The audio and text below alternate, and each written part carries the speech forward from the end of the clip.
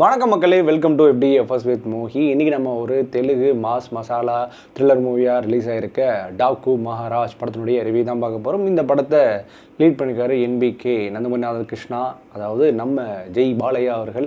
So அந்த படத்தில் மேலும் லீட் பண்ணி ஊர்வசி திருவிழா, பாபி டியோவில் ஷார்தா பிரக்யா அவங்க நடிச்சிருக்காங்க. ஆனால் இந்த படம் இயக்கியிருக்காரு பாபி கோலி அவர்கள். ஸோ இந்த படம் பார்த்து முடிச்சப்போ ஒரே ஒரு விஷயம் மட்டும் என் தலைக்கு ஆயிடுச்சு, வேறு ஒன்றும் இல்லை, தலைவலி தான். ஸோ தலைவலி பண்ணுற அளவுக்கு இந்த படம் ஸ்டோரி, ஸ்க்ரீன் பிளே, ஸ்டண்ட்டு என்னை போட்டு படுத்துருச்சுன்னு தான் சொல்லணும். அது என்ன எதுன்றதை இந்த ரோஸ்ட் ரிவ்யூ மூலிமா நான் சொல்ல விரும்புகிறேன். ஸோ இந்த ரிவ்யூக்கு போகிறதுக்கு முன்னாடி இந்த ரிவ்யூ ஆனது உங்களுக்கு பிடிச்சி நான் மறக்காமல் லைக் பண்ணுங்கள், கமெண்ட் பண்ணுங்கள், ஷேர் பண்ணுங்கள், சேனலை சப்ஸ்கிரைப் பண்ண மறந்துடாதீங்க. வாங்க நம்ம ரிவ்யூக்கு போகலாம்.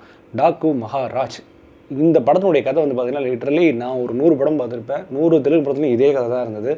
இந்த படத்துடைய கதை என்ன அப்படின்னு கேட்டிங்கன்னா, ஒரு கான்வென்ட் ஸ்கூல் வச்சுருக்கிற ஒரு ஃபேமிலி. ஸோ அந்த ஃபேமிலி அகேன்ஸ்டாக ஒரு கும்பல் இருக்காங்க. அவங்க பார்த்திங்கன்னா ஒரு MLA, அவங்களோட அடியாட்கள், அவங்க அங்கே இருக்கிற ஒரு தோட்டத்தில் கொக்கைன் இது பண்ணுறாங்க. ஸோ அந்த ஒரு சின்ன பொண்ணு அதாவது இந்த ஃபேமிலியிலேருந்து ஒரு சின்ன பொண்ணு பார்த்து சொல்லிடுது. அதனால் அவங்களுக்கு சீல் வச்சுருக்காங்க. அந்த கொக்கைன்லாம் ஒரு கட்டத்தில் ட்ரேட் பண்ணணும் கொஞ்சம் கூடிய சீக்கிரத்தில். அது மேலே இருக்கிற ஆள் யார் பார்த்திங்கன்னா பாபி டியோல் தான் அது பண்ணிகிட்ருக்காரு. ஸோ இங்கே பார்த்தீங்கன்னா இந்த கான்வென்ட் ஃபேமிலி சொன்னேன் இல்லையா, அவங்க மேலே அட்டாக் பண்ணுறாங்க இந்த MLA குரூப்பு. ஸோ அட்டாக் பண்ணும்போது டிரைவர் இறந்துறாரு. அதனால் டிரைவர் ரீப்ளேஸ்மெண்ட்டாக ஒரு ஆளை கொண்டு வராங்க. அவர் தான் நந்தமூரி பாலகிருஷ்ணா அவர்கள். ஸோ நந்தமூரி பாலகிருஷ்ணா பார்த்தீங்கன்னா அவங்க ஃபேமிலியை அழகாக ப்ரொடெக்ட் பண்ணுறாரு. முக்கியமாக அந்த குழந்தைய ரொம்ப ப்ரொடெக்ட் பண்ணிகிட்டே இருக்காரு. ஸோ கொக்கைன் இன்னும் வராத ரீசனுக்காக ஜம்மு காஷ்மீர்லேருந்து ஆளுங்களே இறங்கி என்ன ஆச்சு அப்படின்னு சொல்லிட்டு இறங்கி பார்க்கும்போது இவருக்கு அவருக்கும் ஆல்ரெடி ஒரு பாஸ்ட் இருக்குது. யாரு? டாக்கு மகாராஜா, இவன் எப்படி உயிரோடு இருக்கான், இவன் ஜெயிலில் இருக்கணும் அப்படின்னு சொல்லிட்டு பார்க்குறாங்க. அதே மாதிரி போலீஸும் ஒரு கட்டத்தில் இன்வெஸ்டிகேட் பண்ணுது. இவர் ஜெயிலேருந்து தப்பிச்சிட்டார், அதாவது கொண்டு வர வழியில் தப்பிச்சிட்டாரு. ஸோ அவர் தேடுற இதில் இன்வெஸ்டிகேட் பண்ணுறாங்க. ஷின்டான் சாக்கு பண்ணுறாரு. ஸோ இவருக்கு பாஸ்ட் என்ன ஆச்சு, அதாவது யார் இந்த டாக்கு மகாராஜ், அது இவங்களுக்கும் வில்லனுக்கும் என்ன பிரச்சனை, ஸோ இதுக்கப்புறம் யார் ஜெயிச்சா அப்படின்ற கதையோடு தான் நகரப்படுது. இந்த கதை லிட்ரலி நிறைய கதைகளத்துக்கு வந்திருக்கு. எஸ்பெஷலி ரீசெண்டாக இப்போது எனக்கு தெரிஞ்ச ரிலீஸ் ஆன ஒரு படம் என்னென்னா, இந்த குழந்தைய ப்ரொடெக்ட் பண்ணுறது அப்படின்றது விக்ரம் பட சாயலில் ஒரு சில விஷயங்கள் பண்ணியிருக்காங்க. நிறைய நைட் ஷாட்ஸ்லாம் அப்படி தான் இருந்தது. அதே மாதிரி இன்னொரு பக்கம் பார்த்திங்கன்னா ஜெயிலர் படத்துடைய விஷயங்கள்லாம் இருக்குது. இது முன்னாடி நான் யார் தெரியுமா அப்படின்ற மாதிரி. ஸோ இது எல்லாமே பார்த்திங்கன்னா ஜெயிலரையும் விக்ரமும் கலந்துடிச்ச ஒரு படமாக தான் நான் பார்த்தேன். ஆக்சுவலி ஃபர்ஸ்ட் ஆஃப் ஒரு மாதிரி போயிடுச்சு, நல்லா தான் போயிருந்துன்னு வச்சுக்கோங்களேன். ஃபர்ஸ்ட் ஆஃப் கூட அப்படி இப்படின்னு சொல்லிட்டு ரொம்ப சைலண்ட்டாகவே படம் ஃபுல்லாக இருப்பார். ஆனால் அதுக்கப்புறம் மனுஷன் உள்ளே இறங்கினதுலேருந்து அப்படியே எல்லாமே சிங்கிள் வேர்டு தான். சிங்கிள் வேர்டில், அதுவும் இங்கிலீஷ் வேர்டில் தான் கவுண்டர்லாம், அந்த மாஸ் டைலாக்ஸ்லாம் பேசும். அப்படி அதாவது எனக்குள்ளே இருக்கிற லைனை வெளியே கொண்டு வந்துடாது அப்படின்னுவார். அதேமாரி மெயின்டைன் த டிஸ்டன்ஸ், அதேமாதிரி ஃபாஸ்டர் யுவர் சீட் பெல்ட் அப்படின்னு சொல்லிட்டு எல்லாம் இங்கிலீஷ் கவுண்டர் தான். இங்கிலீஷ் கவுண்டர் ஒரு பக்கம் சிரிப்பு வருது, ஒரு பக்கம் யார்பா இவருன்ற மாதிரி ஆயிடுச்சு. அண்ட் தென் பார்த்திங்கன்னா ஆக்சுவலி இந்த படத்தில் ப்ளஸ்ஸாக நான் பார்க்குறது பாலையாவோட ப்ரெசன்ஸை கூட சொல்லலாம். மாஸாக தான் இருந்தது. உண்மையாக சொல்லலாம், அவங்க அந்த தெலுங்கு பீப்புள்ஸோட உட்காந்து படம் பார்க்கும்போது ஒரு மாஸ் ஃபீல் கொடுக்க தான் செஞ்சு. அதுக்கான ஃப்ரேம் ஒர்க்லாம் நல்லாவே பண்ணியிருந்தாங்க.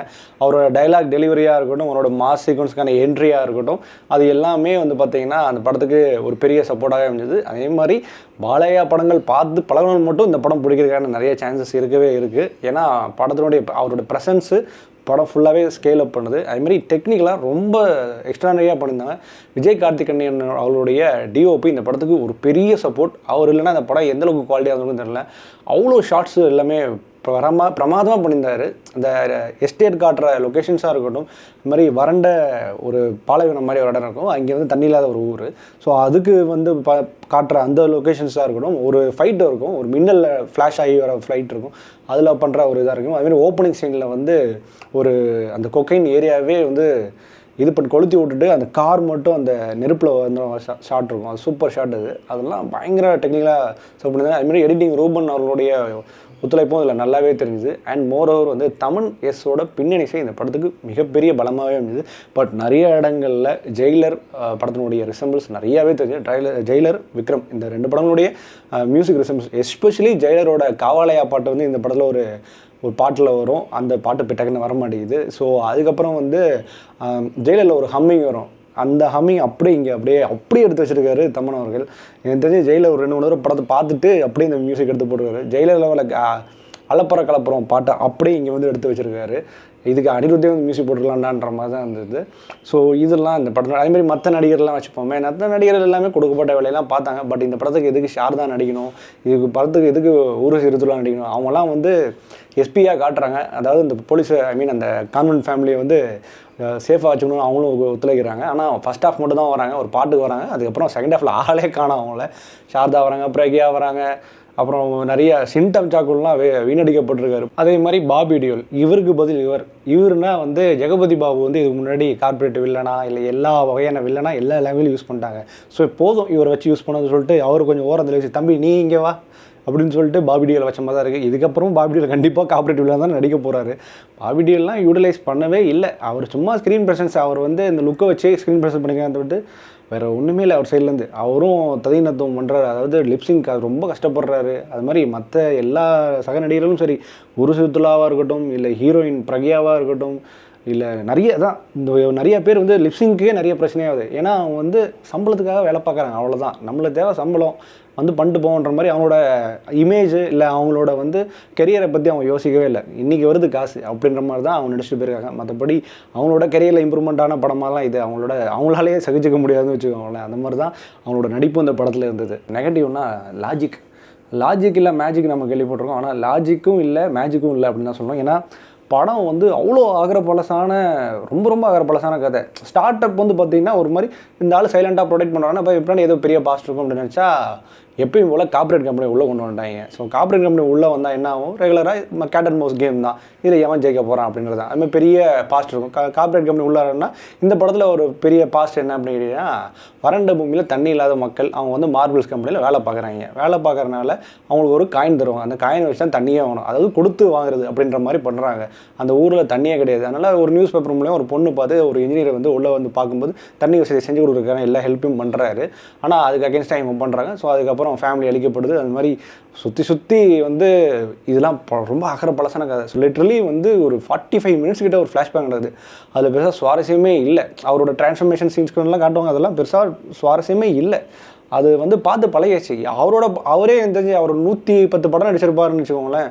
100 படமும் 150 படமாக நடிச்சிருப்பார். அதில் வந்து எப்படி ஒரு 100 படம் இந்த கதையே தான் இருக்கும் அவர் நடித்ததில். ஸோ அந்த மாதிரி தான் எனக்கு ஃபீல் ஆச்சு. இதெல்லாம் இன்னும் பார்த்து பழகியாச்சு. இன்னும் இது அதாவது வருஷம் ஒரே கதையை வச்சுக்கிட்டு வருஷத்தில் வர டெக்னிக்கல் அப்டேட்ஸ், அதாவது இப்போது நல்ல ஒரு சினிமாட்டோகிராஃபியோ நல்ல ஒரு எடிட்டரோ ப்ளஸ் நல்ல ஸ்டண்ட்டு ஆளுங்களோ நல்ல விஎஃப்எஸ் ஆளுங்களோ வருஷம் புதுசாக வராங்களே அவங்கள மட்டும் வச்சுட்டு ஒரே கதையை வந்து வருஷம் பண்ணிகிட்டு இருக்காங்க. இப்படி தான் எனக்கு பட்டுது. ஸோ பார்க்குற ஆடியன்ஸுக்கும் அப்படி தான் இருக்கும். ஏன்னா அந்த மாதிரி தான் எடுத்து வச்சுருக்காங்க. சரி, இதில் வந்து ஒரு பாட்டில் வந்து டைரக்டரு அப்புறம் ஒரு டான்ஸ் மாஸ்டர்லாம் வராங்க. அப்பயே தெரிஞ்சு போச்சுடா டே நீ வந்து யாருக்கு சும்படிக்கிறீன்ற மாதிரி இதாகிடுச்சு. ஸோ அந்த மாதிரி தான் படம் ஃபுல்லாகவே நிறைய கிரிஞ்ச் சீக்வன்ஸ்லாம் இருந்தது. கொஞ்சம் உனக்கு இங்கிலீஷும் பேச வரல, சரி இங்கிலீஷ் டைலாக் ஒழுங்காக ப்ரொனவுன்ஸ் பண்ணணும்னு பார்த்தா அதுவும் வர மாட்டேங்குதுன்ற மாதிரி ஆயிடுச்சு. ஒரு மாதிரி தலைவலிக்க ஆரம்பிச்சு. செகண்ட் ஹாஃபில் அந்த ஃப்ளாஷ்பேக்லாம் ஒரு கட்டத்தில் தலைவலிக்க ஆரம்பிச்சு, நிறைய பேர் தூங்கிட்டாங்க. அந்த மாதிரி தான் ஸ்க்ரீன் பிளே இருந்தது. நிறைய அதாவது இன்னுமா இந்த மாதிரி ஸ்க்ரீன் பிளே கொண்ட கதைகளெல்லாம் எடுத்துகிட்டு இருக்காங்களா அப்படின்ற மாதிரி ஃபீல் ஆகுது. ஏதோ லிட்டரலி இந்த படம் வந்து ஒரு 99 2000 வந்து பார்த்து பழகின கதை மாதிரி எனக்கு ஃபீல் ஆச்சு. தவிர்த்து புதுசாலாம் ஒன்றுமே இல்லை, படத்தில் ஒன்றுமே இல்லை. வெறும் பாலைய பிரசன்ஸ் மட்டுமே நம்பி எடுக்கப்பட்ட ஒரு படம், அவ்வளோதான். அதுமாரி இந்த படம் முழுக்க பாலையாவோட ஃபேன்ஸாக இருந்தால் மட்டும்தான் அவங்களால பார்க்க முடியும். இல்லை ஒரு என்டர்டைன்மெண்ட் பர்பஸ் லைக் வந்து லெஜெண்ட் சரவணா மாதிரி அவர் மனசில் நினச்சிக்கிட்டு ஜாலியாக ஃபன்னாக வேணால் பார்க்கலாமே தவிர்த்து மற்றபடி இது ரெக்கமெண்ட் பண்ண போகிறது இல்லை. நான் இதுக்கப்புறம் உங்கள் இஷ்டம், இல்லை தலைவலி வாங்கிட்டோம் இல்லை என்ஜாய் பண்ணிட்டோம், அது உங்களோட இஷ்டம். ஸோ இந்த படத்துக்கு நம்ம கொடுக்கக்கூடிய ரேட்டிங் என்ன அப்படின்னு கேட்டிங்கன்னா 5க்கு 2.5. ஓகே மக்களே, நான் இந்த ரிவ்யூ பிடிச்சா நம்புறேன். இந்த ரிவ்யூ பிடிச்சா மறக்காமல் லைக் பண்ணுங்கள், கமெண்ட் பண்ணுங்கள், ஷேர் பண்ணுங்கள், சேனலில் சப்ஸ்கிரைப் பண்ண மறந்துடாதீங்க. And stay with me FDFS with Mohi.